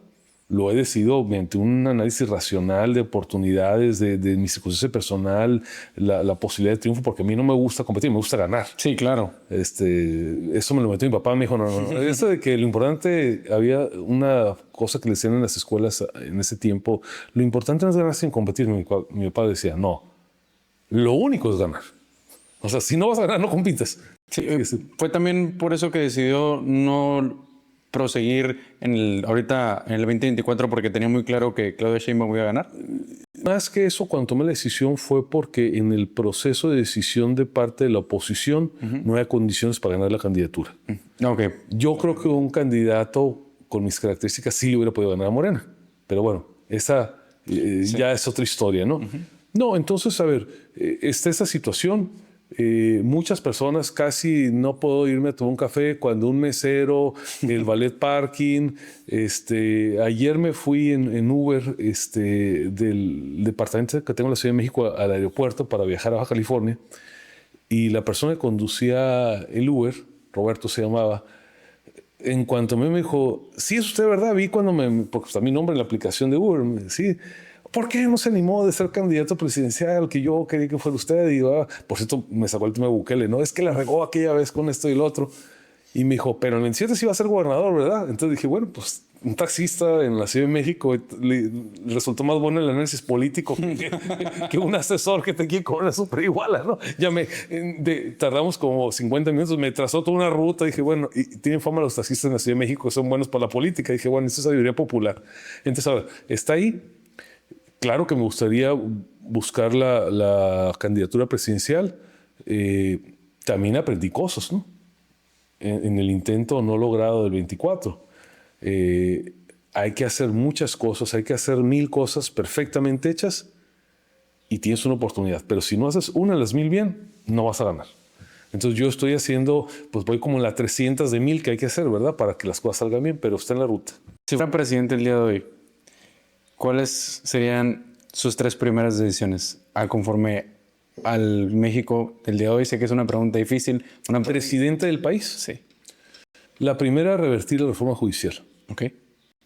Revertir la reforma judicial para conformar un poder judicial que sea autónomo, que sea independiente y que sea profesional. Es uno de los grandes errores que tiene hoy que sufrir este país.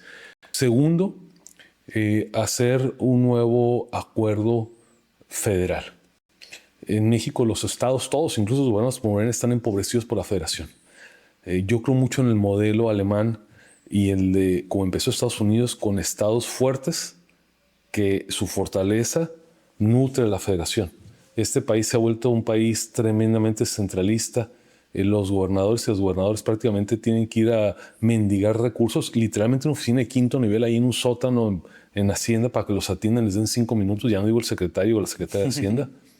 O sea, hay que replantear completamente el pacto federal. Y tercero, yo me iría por el acuerdo de integración norteamericana 3.0.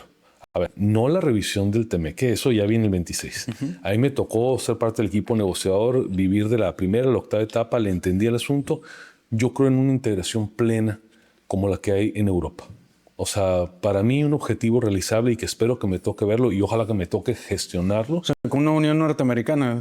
O sea, yo creo en una moneda común de Norteamérica, creo en un sistema de defensa de Norteamérica, creo en una nacionalidad norteamericana como existe en la nación europea, con un pasaporte común, creo en el libre tránsito de personas, creo en la libertad de inversión total. No tengo ningún tema con canadienses y americanos tengan torres y edificios en nuestras costas y en nuestras fronteras.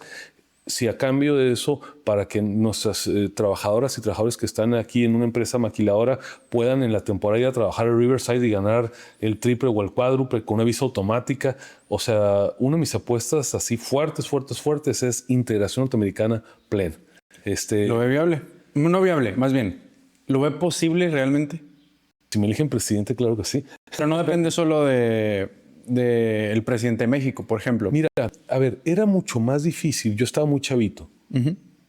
Fue mucho más difícil que México cambiara para entrar al GATT con la época de la Madrid y luego con Salinas firmar el TLC que lograr eso. Mira, hoy en día nadie, bueno, hay un par de loquitos por ahí del PT, pero nadie discute la conveniencia de la integración norteamericana. Tú escuchas a la presidenta Sheinbaum, antes a López Obrador, antes a Peña Nieto y sigue para atrás. en los debates presidenciales ni siquiera fue tema la conveniencia o no de seguir con el TLC. Ni siquiera fue tema si nos conviene o no estar abiertos a la globalidad. Y lo digo porque, Luis, en lugares del mundo donde antes eran los paladines de la democracia se está discutiendo esto. En México, tú salte aquí afuera de esa encuesta, nadie va a discutir ese tema porque desde las capas menos favorecidas económicamente hasta la élite económica, todo el mundo sabe que nos conviene la integración. Te pueden caer bien o mal los norteamericanos, pues no dicen, tenemos que tener negocio. Si lavas un carro o si inviertes en JP Morgan. Entonces, ¿qué es lo que yo creo? Que ya llegó el momento de dar la siguiente brazada. No un acuerdo cosmético nada más. A ver, neta, ¿te molestaría a ti o a alguien en tu familia que hubiera una moneda común, llámale como le llames, para los tres países? No, para nada. Para nada, ¿no? Ya dejarías de tener que estar checando aquí tipo de cambio. no ven el tipo de cambio. ¿Te molestaría un pasaporte común? ¿Te hace menos mexicano? Para nada, ¿verdad?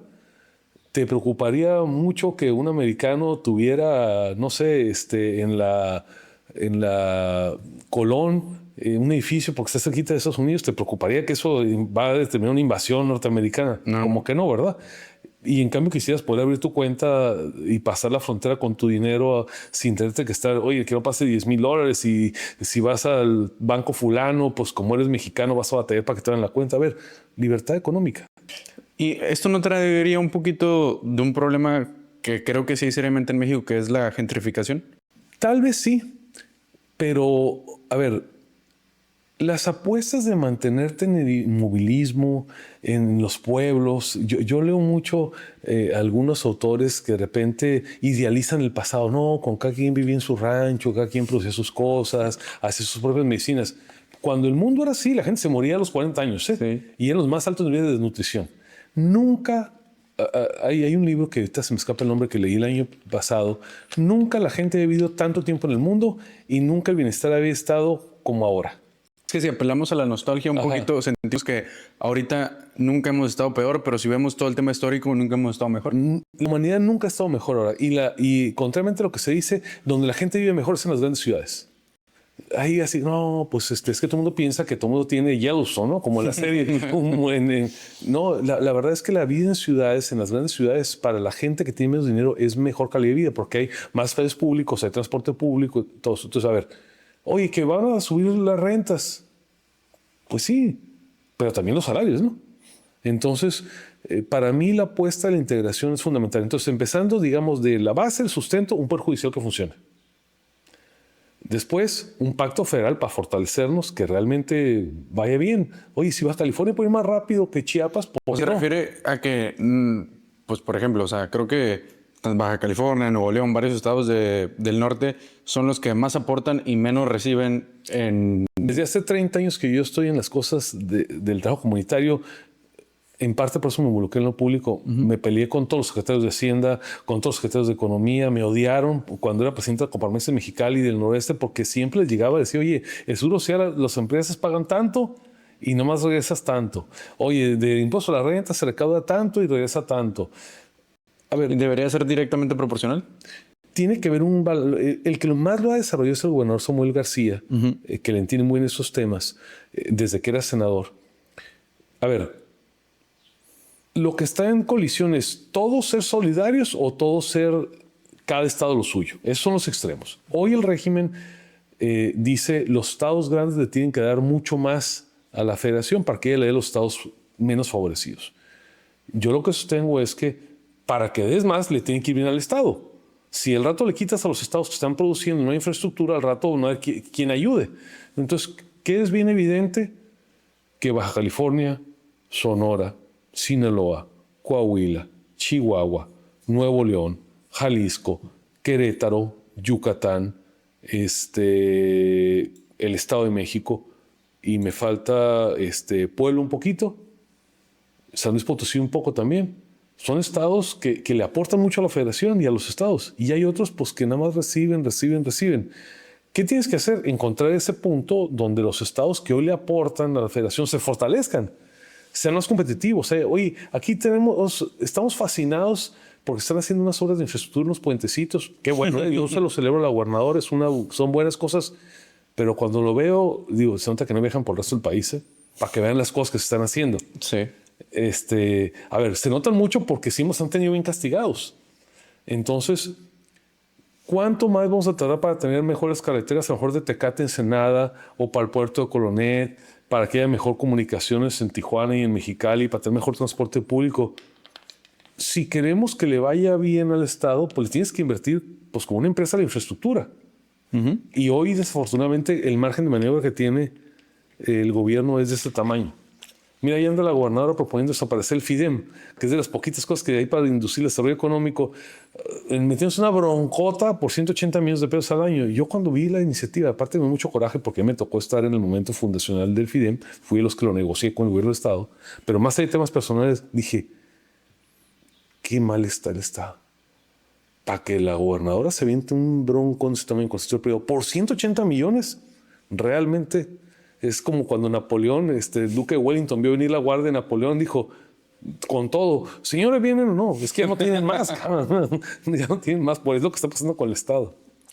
Ahorita retomando el tema que comentaba de lo que le decía el taxista, lo de Nayib Bukele. Ajá. No me quiero, digo, sí me quiero meter un poquito ahí en ese tema, pero por lo que fue criticado es por el tema de seguridad, ¿no? O sea, una propuesta de seguridad similar a todo lo que estuvo haciendo Nayib Bukele en El Salvador. Así es.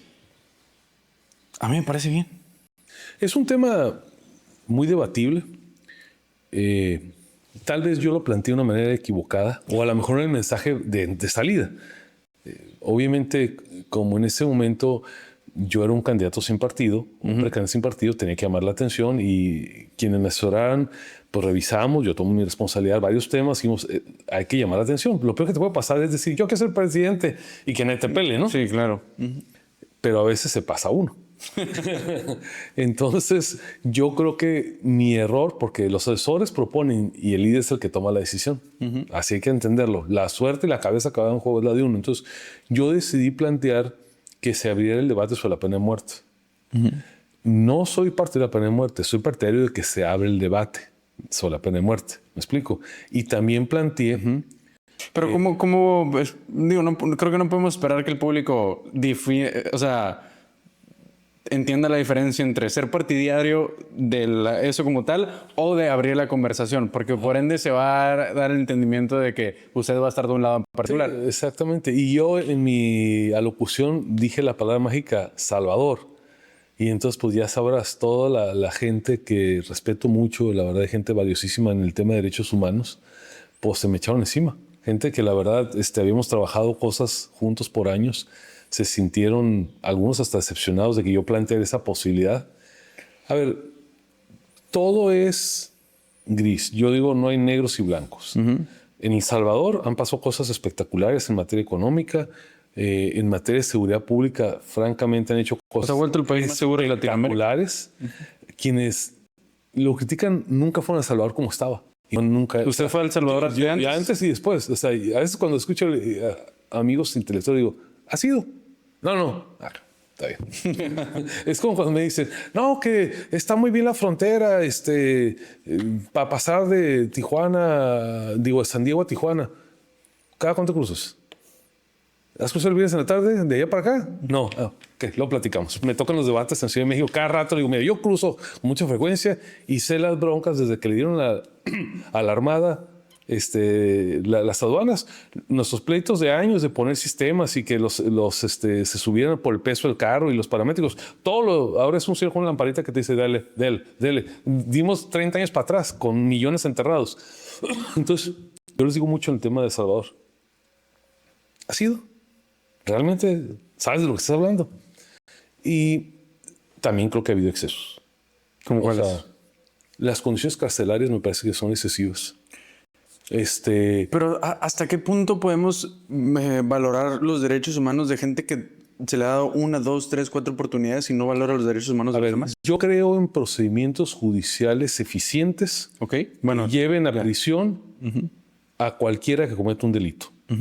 Ahí tengo una posición irreductible. Tiene que haber un aparato judicial que procese rápido y que haga justicia para la víctima, si es que está viva, o para sus familiares, y las personas que delinquen de manera sistemática vayan a prisión. En eso Creo que ha hecho cosas muy interesantes en el gobierno de Bukele y creo que México tendría mucho que hacer. ¿En qué parte no estoy de acuerdo? En que las personas que ingresan al sistema carcelario, por muy delincuentes que sean, no se respeten derechos humanos. ¿Me explico? Porque entonces, a ver, asumamos que ya no estamos hablando de lo que hicieron afuera. Estamos hablando de cuando entran a la cárcel hacia adelante, que pueden ser 50 años. En un extremo estaría la pena de muerte, ¿no? Pues entran, mátalos. En el otro extremo trata de reeducarlos para que algún día se puedan reinsertar. Esos son los dos extremos, ¿no? Mátalos o, si es posible, educarlos. Yo pienso que a la mayoría, no a todos, sí hay manera de reinsertarlos. A ver, alguien que ha hecho 8 homicidios consecutivos, no hay manera, ¿verdad? Ahí va a estar 100 años. Pero a personas que cometieron cierto tipo de delitos, creo que sí tienen manera de, digamos, de reivindicarse con la sociedad. Entonces, si estás de este lado, si no eres de los que piensas que hay que matarlos, sí. La pregunta es, en este viaje de 20 años, ¿cómo viven? Y ahí es donde yo creo que no van a estar en una suite, ¿verdad? Sí. Pero, a ver, yo te preguntaría, ¿podrías estar un día cometiste un gran error, 40 años viviendo hacinado con 50 personas en condiciones infrahumanas? O sea, por muy malas que sean las personas, los buenos no podemos actuar como malos. ¿Sí me explico? Ese es mi tema. Por muy malas que sean. A ver, toda la rigidez de la ley para que vayan a la cárcel. Que no hagan daño en la sociedad, ahí sí soy, y con penas severas, no tengo dudas. En el tratamiento carcelario creo que no podemos permitir que haya una violación sistemática de los derechos humanos, porque lo que les hace a los presos a ratos nos va a hacer afuera a los ciudadanos. ¿Sí me explico? Sí. Ahí, ese es mi punto. Sí, el tema ahí, me puede corregir si me equivoco, yo lo que tengo entendido es que Bukele ha sido más duro con las presiones donde están todos estos homeboys de los maras salvatrucha que al final del día terminan haciendo un desmadre afuera por los que están adentro. ¿Y cómo los controlas? Porque eso también pasa mucho en México. O sea, hay tantos grupos delictivos desde adentro no terminan dando órdenes afuera que termina, por sí que perjudicando a la sociedad año tras año, tras año, tras año. Entonces, no se puede tratar igual a todos. A ver, coincido contigo. Tiene que haber prisiones de diferentes niveles de seguridad. No es lo mismo a alguien que no pagó impuestos. Sí, ¿verdad? Son las famosas white collar. Que violó los derechos de propiedad intelectual de una marca internacional a una persona que está confesa de 10 homicidios. Yo sí creo que debe haber cárceles de diferente perfil y creo evidentemente que es más fácil reivindicar a un evasor fiscal que a un homicida múltiple. Sí. Ahora, acá creo que todos estamos de acuerdo que son cosas que deben ser más soft, vamos a decirlo así. En la parte más dura, creo que se tiene que revisar hasta dónde puede llevar el Estado. Yo te preguntaría, por ejemplo, ¿tú estás de acuerdo que a un violador que se porta mal en la prisión lo metan en un pozo de 5 metros sin luz y no le avienten agua por arriba y que esté una semana en un pozo? No, mejor que lo maten. Entonces ya está la discusión de la pena de muerte, ¿no? Entonces, mi tema que creo que se debe discutir con expertos, no con sofismas, porque hay expertos en temas criminológicos, sociológicos y todo eso, ¿qué debe hacer con ellos? Y además, mira, lo bueno es que no vamos a resolver la discusión porque tiene 200 años en este país. Desde los teóricos del derecho penal italianos se ha discutido si nacemos siendo criminales, si de repente si la quijada más salida, tales características, estás determinado para ser criminal. Hay toda una discusión. El famoso también el gen del asesino serial. O sea, eso, a ver, vamos a hablar aquí horas de eso. A mí en algún tiempo me gustó mucho a nivel académico el derecho penal y la criminología. Y la verdad es que es un tema que se discute en el mundo entero.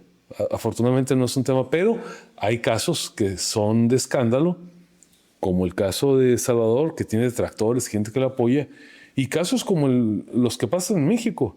O sea, hay una película ahí que conozco al productor de Presunto Culpable que habla de cómo alguien puede estar en la cárcel sin haber cometido un delito por las fallas del sistema penal. Entonces hay mucho por hacer, no hay duda. Gustavo, ahora sí que ya para terminar, porque se nos está alargando, me gusta hacer esta pregunta siempre al final. ¿Qué fue algo que aprendió muy tarde en la vida, que haberlo aprendido antes hubiera tenido un impacto mucho más positivo, tanto en su vida profesional como en su vida personal? Fíjate que es una gran pregunta. Yo sí me cuestiono con frecuencia qué habría hecho diferente. Hay cosas que uno puede cambiar y otras que no puedes cambiar porque dependen de circunstancias. Tal vez si yo reescribiera mi vida, me hubiera gustado antes de mi adultez haber vivido en unos 10 países. O sea, cuando tenía pláticas ya en la etapa final de su vida, mi papá le decía, jefe, hubieras sido embajador. O sea, me gusta que seas abogado, pero más me hubiera gustado que fueras embajador y me gustaría que te hubieran movido en varios países. Si yo volviera a empezar, digamos, por ejemplo, con mis hijos y tuviera la capacidad económica para hacerla, de veras tomaría la decisión de vivir en 10 países diferentes durante 10 años. Creo, y soy un viajero consuetudinario, he tenido fortuna de muy chico viajar por el mundo. Creo que pocas cosas te abren más la mente que entender la diversidad. Por ejemplo, hay gente que va a la India y que regresa muy enojada. Cochinero, mugrero, la comida. Y dicen, nada más voy a estar La Joya. Me encanta La Joya, aquí en California. Yo lo que siempre digo es, cada cosa la tienes que apreciar tal cual es. No es mejor Nueva Delhi que La Joya. Es que estás buscando. O cómo lo contemplas. No esperes ver una playa limpia con los surfeadores que ves en La Joya en una playa en la India. Pero nunca vas a encontrar uno de los miles de templos de espiritualidad que puedes encontrar en cualquier pueblito en la India, en California. Entonces, si algo yo cambiaría es eso, ser más ciudadano del mundo. Y te lo dice alguien que ha tenido la fortuna de hacer muchas travesuras de viajes en montañas. He tenido esa gran fortuna y además es una decisión de vida. Pero si algo cambiaría, sería eso. Gustavo, muchas gracias. Espero le haya gustado. Ahora sí que la entrevista. No, muchas gracias. Te lo aprecio. Gracias por la oportunidad de charlar así holgadamente con ustedes. Ojalá que haya sido de su interés. Y sobre todo, dejarles un mensaje final, querido Luis. Cada quien tiene el camino en su vida. Cada quien sabe cuáles son sus prioridades. Pero es irrenunciable en nuestro país no ser simples habitantes, hay que ser ciudadanos. Y ser ciudadano no se define solamente yendo a votar. Ser ciudadano se define participando en la causa que a ti te motive. Si te interesa el medio ambiente, los animales, el deporte, la protección de las mujeres, la protección de los migrantes, no importa, las causas esas pueden ser unas u otras. Lo que no podemos es vivir ensimismados únicamente dentro del cerco de nuestra casa, viendo la televisión, revisando nuestra cuenta bancaria, metidos en el teléfono. Nadie es una isla en sí mismo. Entonces, lo que pase al lado de ti te afecta. Y por eso vale la pena ocuparse de lo que es común. ¿En dónde lo pueden encontrar? ¿En sus redes sociales? En todas las redes sociales. Estoy como G de Hoyos Walter, en Facebook, en Instagram, en TikTok. Walter con TH. Ajá, Walter con TH. O si ponen mi nombre Gustavo Hoyos Walter, así en Google los va a llevar. La verdad es que sí soy medio... Tengo un montón de entrevistas y notas buenas y malas y todo.